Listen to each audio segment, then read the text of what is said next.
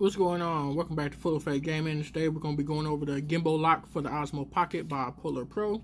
Let's go ahead and open it up.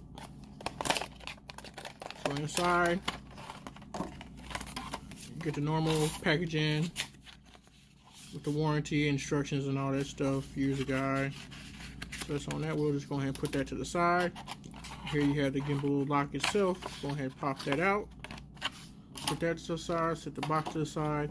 And what this does is let you use your Osmo Pocket, keep all your attachments on there, and be able to protect the gimbal while it's in your pocket. So we're going ahead and just demonstrate how to put that on. And also it protects your screen there. I already have a screen protector on there, but it does this extra protection though.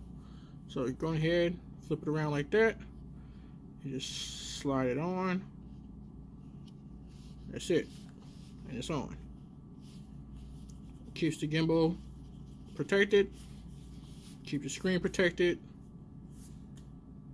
You put it in your pocket. You don't have to take your wheel off or your phone accessory off or any other accessories that you have on. You don't have to take it off. Stick it on, put it in your pocket, and you don't have to use the case that came with it. And there is a negative that I don't like about this is just the fact that this is still couple negatives. This is still moving, which I guess is not that big a deal, and also that big opening right there. So like maybe if you have a pin in your pocket or something, like maybe let's see if this pin. I'm not gonna do it that end. We're gonna do it like yeah, maybe if it was this end, it probably fit in there. But yeah, you know, pin or something in your pocket that might get stuck in there or something. But other than that, it does the job, does what it's supposed to do, keeps the gimbal locked and protected. It just doesn't protect that too much.